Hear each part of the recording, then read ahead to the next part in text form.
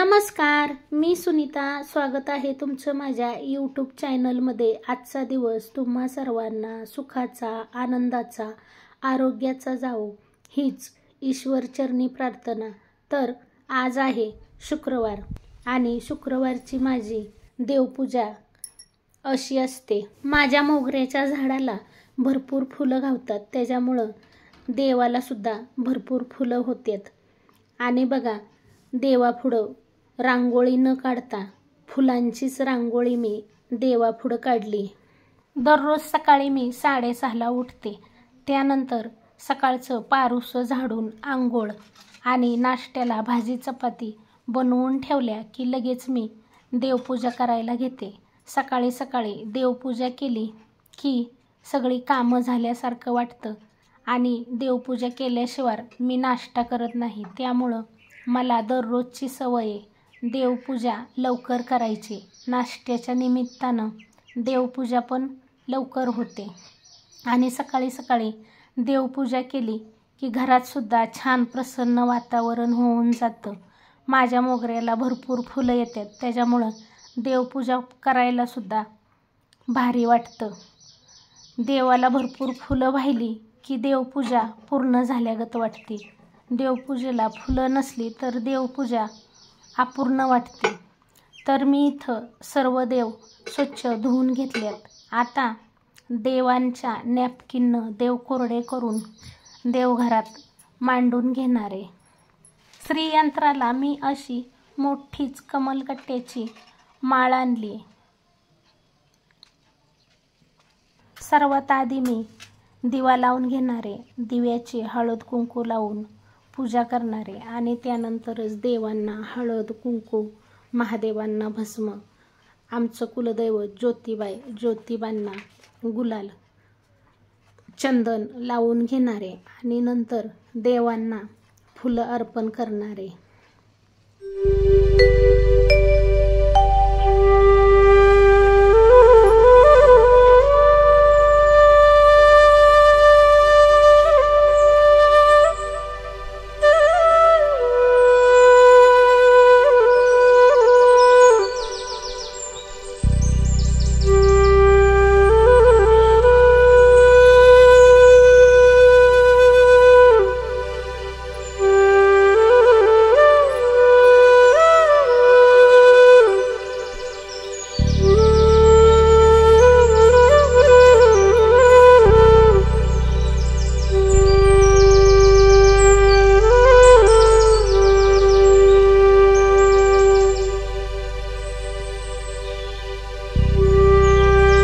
सगळी पूजा करून झाली की गणपती स्तोत्र, शिवस्तुती, मृत्युंजय मंत्र असे 2-3 मंत्र मी रोज देवापुढे म्हणते.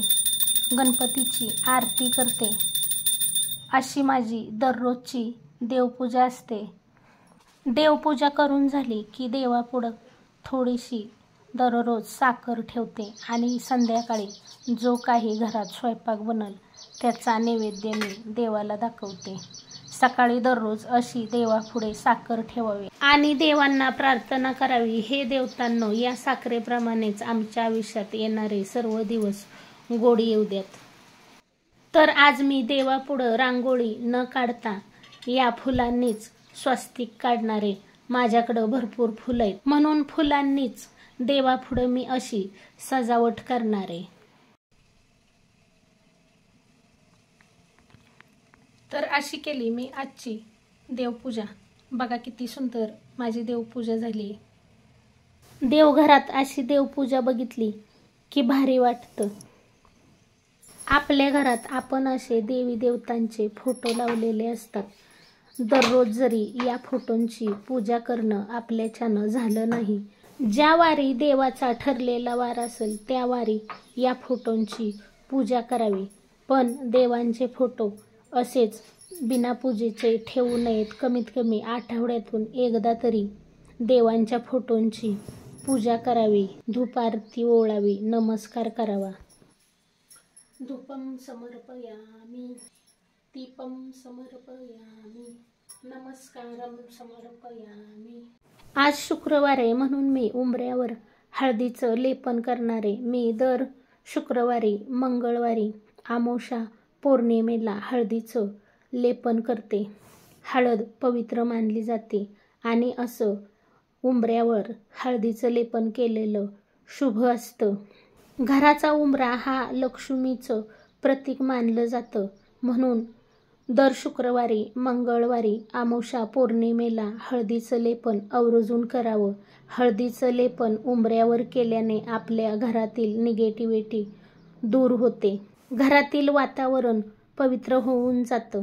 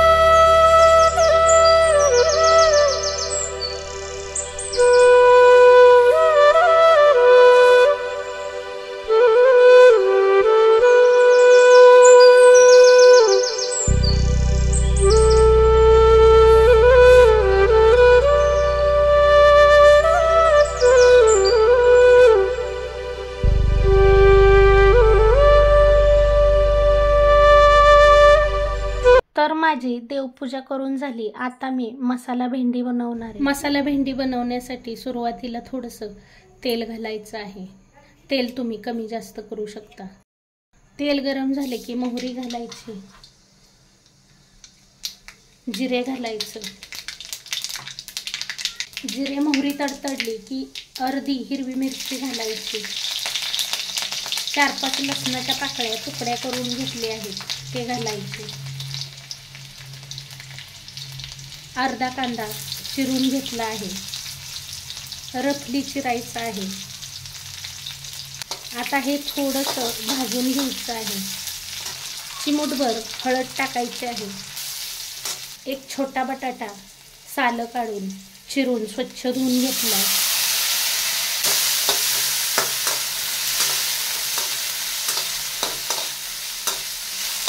आता झाकण ठेवायचं आहे आणि 2 मिनिट बारीक गॅसवर बटाटा आपल्याला शिजवून घ्यायचा आहे. 2 मिनिट बटाटा वाफेवर शिजवून घेतला.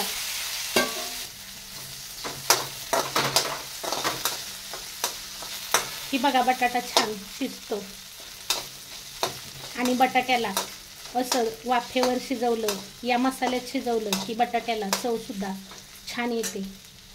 आता इथे मी भेंडी स्वच्छ धुवून चिरून घेतली आहे.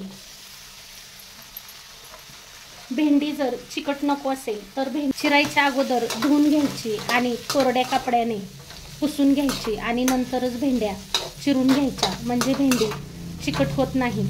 अर्ध टोमॅटो चिरून घेतला आहे. त्यानंतर आता याच्यामध्ये काही आपण मसाले ॲड करणार आहोत. मी अर्धा चमचा लाल मिरची पावडर घातली आहे. 1 चमचा मीठ घालणार आहे. तिखट मीठ तुम्ही तुमच्या चवीनुसार घाला. 1 चमचा मॅगी मसाला घालणार आहे आणि आता हे सर्व मिक्स करायचं आहे.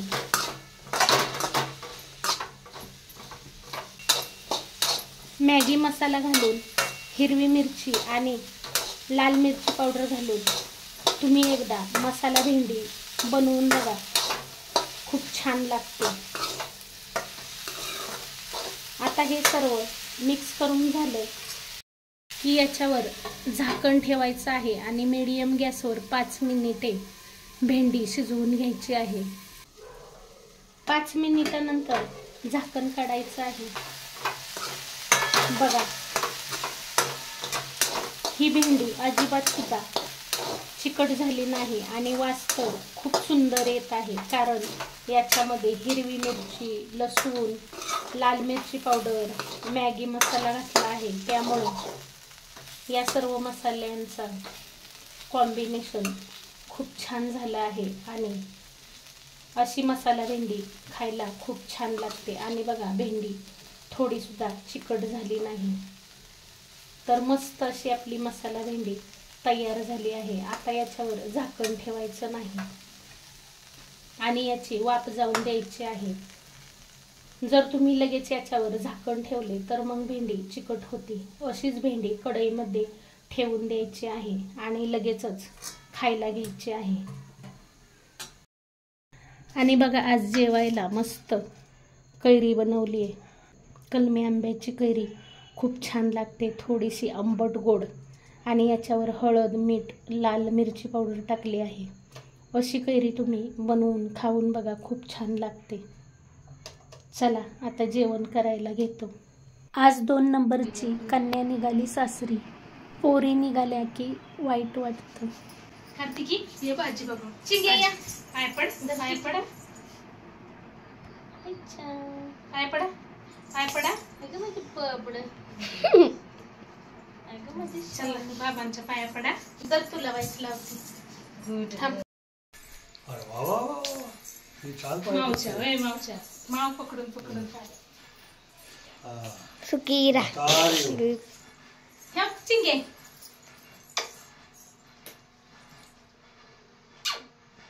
तुझा आता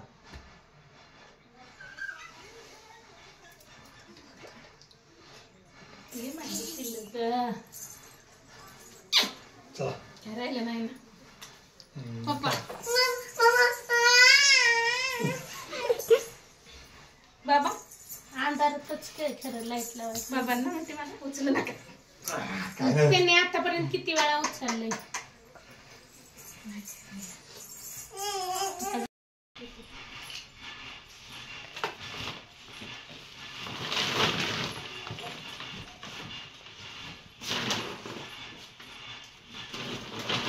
आहे. आता केळं घे की. चकू थांबा तर थोडा वेळ. नाही बाळा, मी कुठे येऊ तुमच्या बरोबर.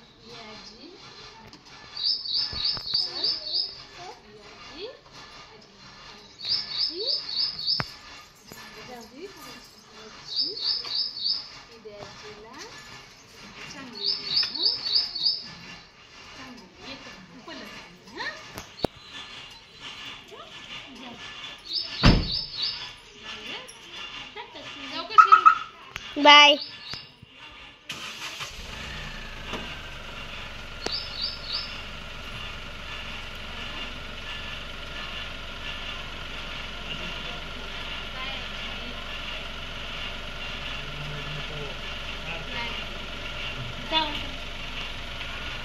पुरी नातवंड आली की घरात 7-8 दिवस दंगा असतो. कुठं दिवस उगवला आणि कुठं मावळला कळत पण नाही.